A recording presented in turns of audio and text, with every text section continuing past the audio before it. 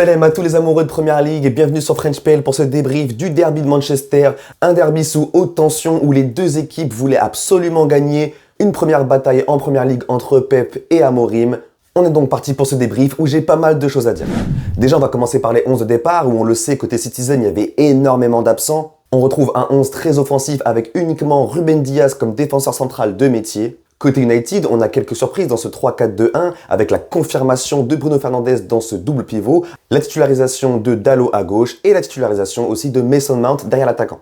On salue aussi le choix très fort d'Amorim de se priver de Garnacho et de Rashford dans le 11 et même dans le groupe. Donc je pense qu'il y a aussi un côté méritocratie, même si lui déclare que c'est pas forcément un message envoyé à certains joueurs. Je pense que c'est totalement ça en vérité. Et je pense que Garnacho et Rashford vont devoir s'inquiéter et bosser à l'entraînement pour mériter leur place dans le groupe.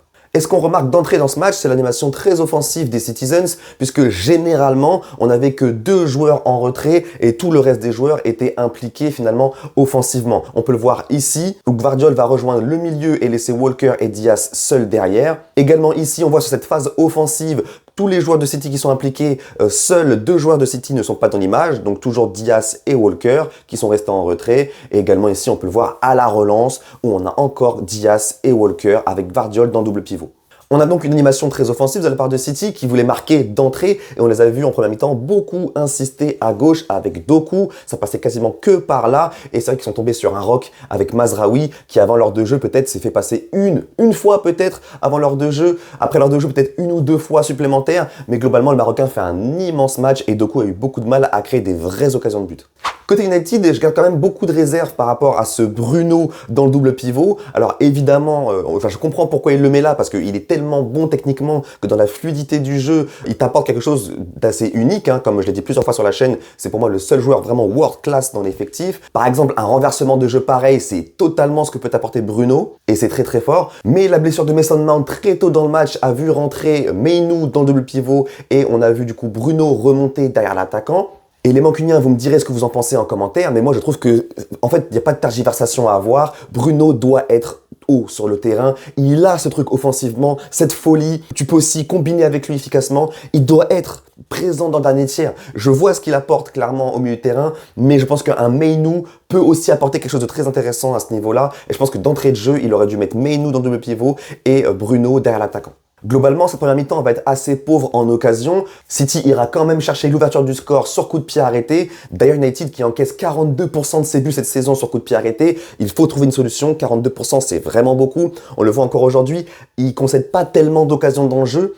Mais quand tu encaisses 42% de tes buts sur coup de pied arrêté, si tu trouves une solution à ça pour diminuer ça, derrière United, c'est une équipe qui défensivement est assez solide quand même. C'est offensivement où pendant une grande période de ce match, United a été assez inoffensif et on peut le voir, ils finissent la première mi-temps avec 0 but, 0,12 de XG créé et 0 tir cadré. En deuxième mi-temps, pas grand-chose à signaler dans le jeu. Il y a eu un peu plus de muscles et d'intensité. Clairement, le match s'est un peu emballé au niveau de l'intensité et du rythme, mais dans la création d'occasion, c'était toujours assez pauvre finalement. Mais il faut croire que c'était le calme avant la tempête, puisque les Mancuniens vont finir le match, mais d'une façon assez incroyable. Ils n'avaient quasiment pas créé de XG dans ce match, et on peut voir qu'en fin de match, c'est là où il se crée le plus d'occasions, le plus de menaces, et c'est là où ils vont mettre 2 buts coup sur coup. On a Nunez qui, en une seule action, cumule 2 grosses erreurs, une première, 2 relances, et ensuite, il veut se rattraper, il veut trop bien faire, et va venir s'empaler sur Amad Diallo qui est présent dans la surface. Ça fera donc penalty pour Bruno qui va le transformer. Et ensuite, United va continuer de sanctionner cette défense de City qui est décidément cette saison.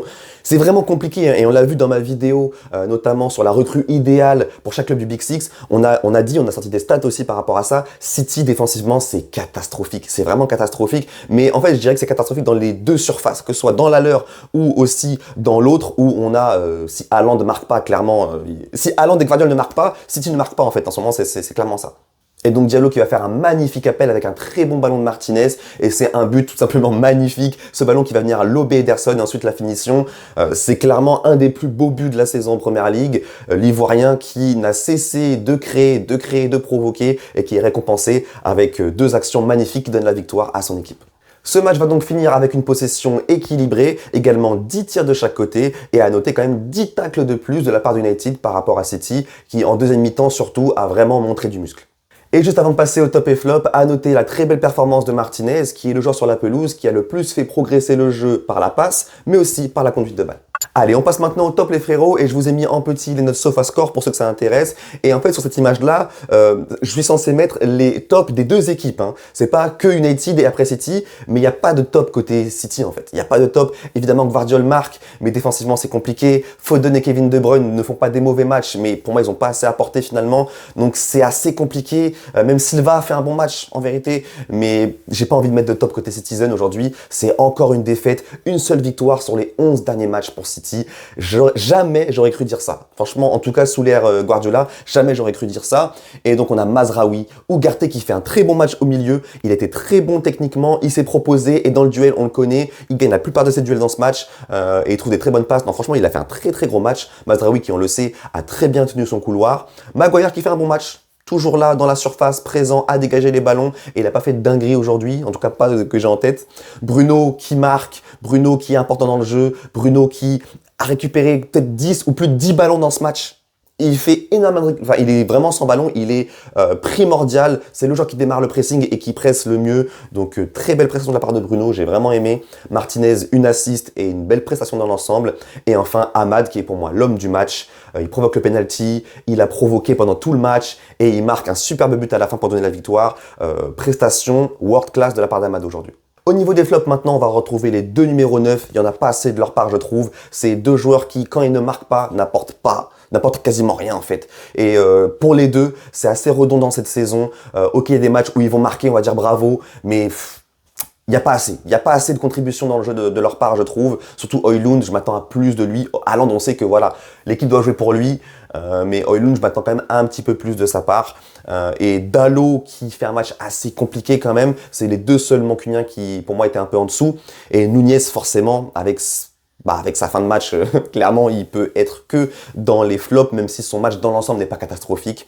Et Walker, match après match, on le sent. On sent la vieillesse. On sent la fin de carrière, donc voilà, c'est plus flamboyant et comme vous l'avez vu dans ma vidéo, comme je l'ai dit, recrue idéale pour chaque joueur du Big Six. Je pense que un joueur, un défenseur qui peut jouer défenseur central, mais aussi là, ce poste de défenseur central accès droit ou voire latéral droit selon l'animation, c'est primordial pour City parce que c'est à cet endroit-là surtout qu'il y a beaucoup de lacunes en fait.